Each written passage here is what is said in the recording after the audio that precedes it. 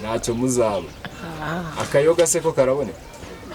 Inzoga inzoga zirahari ni ku bwinshi. Byeri ni 1000. Iyo yabonye nyine urarunywa ugasinda. Hari ikindi se? Iyo wasinze se ni nk'akayaga gikora ukumva mu gitondo ukumva kari gasekeje. Ngewe iyo nasinze ndi umuntu ukunda gusinda rwose, nkasinda nkabona ari ibintu binsekeje, ndabasetsa cyane bishoboka. Munzi wa BITEYE TV twongeye kubaramutsa kubasuza aho muri hose, ndabizi ko mudukurikira muri benshi, amajyaruguru, amajyepfo. Uyu munsi twatembera aho bita mu Gashyekero dusura umumama wacu, umumama bamuzi izina rya Niki. Mwaramutse neza mu wacu? Haramutse. Umeze neza? Meze neza. Ubuzima buragenda? Buke buke. Urabona se biri kugenda gute muri no minsi ra? Abona ari ibintu bikaze. Birakaze cyane. Ibintu ubuzima burebye nta kibazo na kimwe, ni kubyandi bisanzwe biraho ngaho. Ni bisanzwe nk'uko ubibona nawe. Mera wacu none se urebye tugendeye ku bigaragara nuko bigenda ubuzima bw'iyi minsi, wowe bufata gute ugereranyije n'ubwa kera? Ubuzima mbona ndabona ari ibisanzwe, ni ibisanzwe nyine umuntu agomba kuhanyanyaza akareba uko yabaho, kuko ibya kera ngende weje bundi, ariko mbona ari ibisanzwe nk'uko mbibona, uko mbibona nyine niko bisanzwe, ni nako bigomba kugenda. Mera wacu ni ibihe bintu bikubabaza cyane mu buzima? Ikintu kimbabaza ni ubukene, nta kindi. Ubukene urebye Imana izajya ibikora gake gake buri. Nta kindi, ni ubukene, ni ibibazo nyine ukareba ukayoberwa, ariko ni ibisanzwe.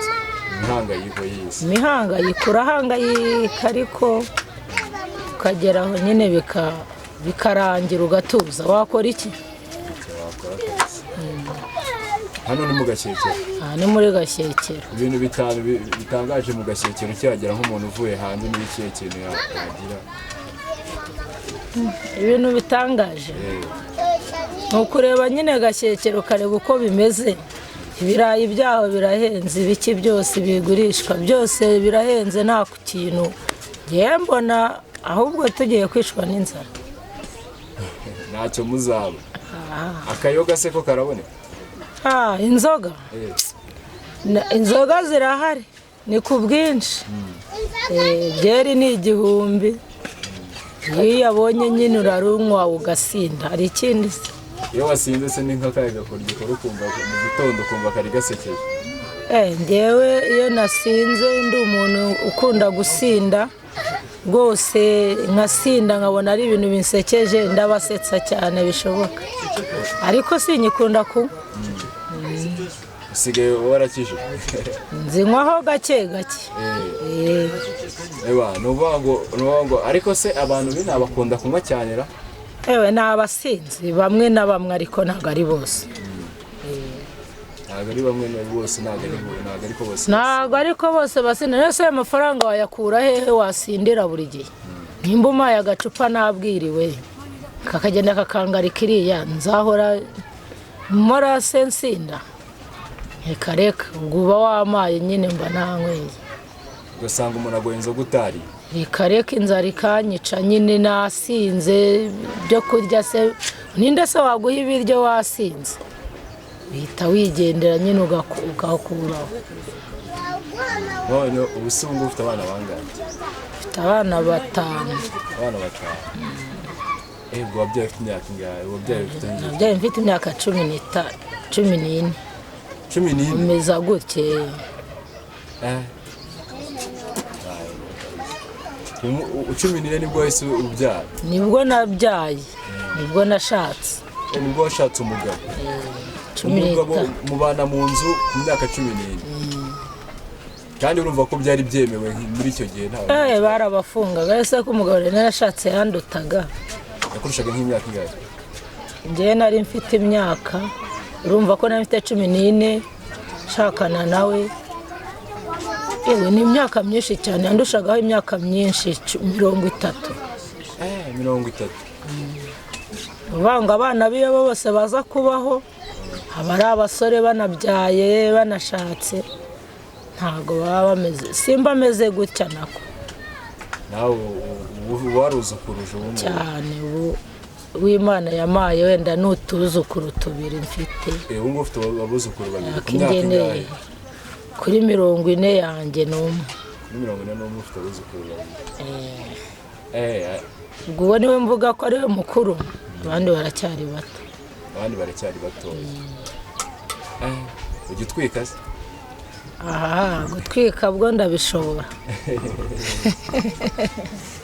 ubanza ukunda se ukunda nde mu Rwanda cyangwa abahanzi ujya wumva ugikurikirana ibintu by'umuziki se ndabikurikirana ariko sinkunda kubyitaho ko iyo narunyweye ntabwo ibyo ngibyo mbireba sinzi hari umusore ukunda gukeza cyane sinjya nkurura amakuru ariko buriya wambaza ati se bariya urabakunda ahubwo ngo ariko sindababona ngo mvuge ngo mbabonye gutyo ariko ku ishusho gutya ntabamenye nta n'abafana rero ndayifana guhera ryari kuva nyivuka ese wambwira ngo kuva nashaka ndayifana mbese tugarutse ku ishusho y'ubuzima bwawe ugendeye nyine ubona nk'umuntu agusobanurira ngo wivuge muri make wasi ni nko wabisobanura mu buhe buryo tu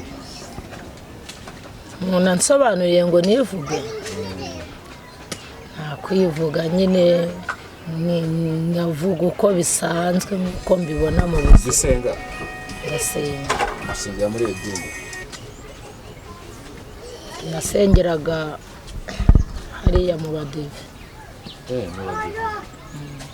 dubwira nk'umurongo wo muri bibiliya byo sinyibyibuha kuko waraguye hari umuntu watubwiye ngo tuzabahuze byaba byiza muduhuje umuntu witwa Yaka uramuzi se ujye mwumva Yaka kumva gutya kiretse wenda aje akambwira ati mukecuru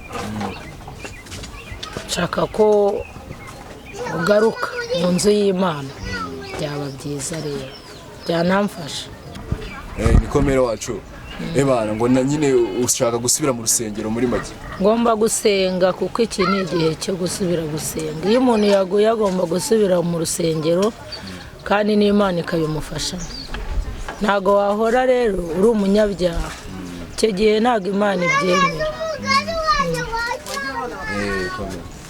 ugomba gusenga ugakomeza ugasenga n'Imana aho ubyukiye Imana nayo ibireba uko bukeye uko bwije ikagukurikirana ariko iyo waguye icyo gihe Satani nawe agomeza kuguha iki akagomeza kugutera imbaraga zo kugira ngo umusange ariko ngewe icyo nzi cyo nuko ngomba gukurikira iki Imana nta kindi rero nakomeza cya mbere ni ugusenga ugakurikira gusenga kuko ibi ntabwo ari ibihe byo kwicara ibihe byiza n'ibyo gusenga Imana yo mu ijuru iteka ryose kuko na bene data bagomba kuvuga ati mugenzi wacu yari yaraguye ariko arongera yarabyutse asubiye muri wa murongo Imana yamuteganyirije gusa nko nk'iyo ugiye nko kunywa inzoga umuntu uducupa ngatunganya ko ngewe ngiye kunywa inzoga neganyije inzoga ngiye kunywa nywa byeri 6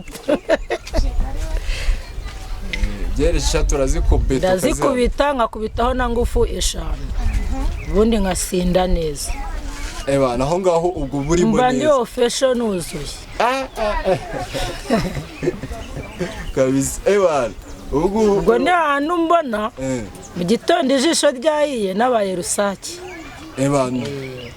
yanarimba sinatahe nkararaho komeza ubwo biba byakomeye ukarya umuziki umva nawe basore beza babyinira muri televiziyo ubwo nanjye mba ndimo nawe ubareba mba nabaye umuhanzi ubwo nawe ubyuka mu gitondo wumva uri neza cyane kuko icyo gihe ubuzima bundi mba ndimo mba naburetse mba nagiye mu bundi bushyashya ubwo nanjye mba nanezerewe nk'abandi ariko iyo bukeye mu gifu biba bimeze nabi. nta na rimwe se uranywa inzoga ukumva wifuza kuzireka? Njyewe ndabyifuza nkumva ko nanazireka burundu, ariko aho Imana izamfashiriza nzabireka kuko ntabwo ariko buri gihe wahora unywa inzoga, ntabwo ibyo ngibyo Imana ibyemera. Izagera aho ngaho biparike ubyihorere, Imana yo yonyine ivuga ati va ku nzoga, igihe wazinywereye kirahagije. Kigali bimazemo igihe kingana iki? Kigali nyikubisemo imyaka 25. Dusobanurire muri make ukuntu Kigali wayibonye n'ibintu ukuntu kigeramo bwa mbere, ukuntu byagiye bigenda ubuzima bwawe. Nawe avuye ku Kicukiro. Kavukira ni ku Kicukiro? Mvukira mu Kagarama ka Kicukiro.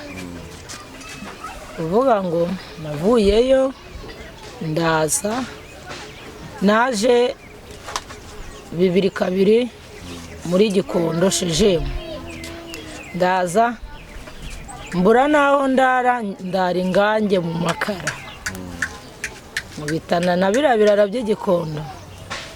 Ndangije ariko ngewe ntago natinzemo kuko nagiye aho ngaho mbuza ahantu njyama, njya munsi y'imifuka. Umugabo w'umusirikare araza arantora aho bitaga kwa Bujeniya, ambwira ngo ninze njye kujya mu bandi bana. Uwanyu naho ugira ni naho, babanjyanyeyo, ndagenda nicarayo, mbona abantu bari kuganira, twese duhuye ari benshi, numva ni byiza, ndanezerewe. Nanga kwirirwa mvuga ngo esenga ibiki, bakantuma amazi nkavoma, bakangurira agasabune, bakangurira amavuta, bakangurira imyenda yo kwambara, nkumva nta kibazo. Inzoga nzinyweye aho nshakiye muri Gashyekero, ntago hose mu Kigarama hehe, kwa Bampyisi, kwa Batanazi, kwa Barufonsi, ntago nigeze nywa inzoga. Nzinyweye ngeze hano mu Gashyekero. Inzoga mu Gashyekero haba inzoga nyinshi cyane. Indaya nyinshi? Hari indaya, hari abajura, hari iki, mbega byose, n'abasitari. N'abasitari bari cyane. Mbega ushaka ufata abo ngabo. Aho ugeze ugeraho. Aho ugeze ujyaho. Rero wacu twaganiriye neza kabisa. Ni byiza rero mwa basore mwe kuba muje kudusura, muzongere mugaruke ikaze. Murakoze. Namwe.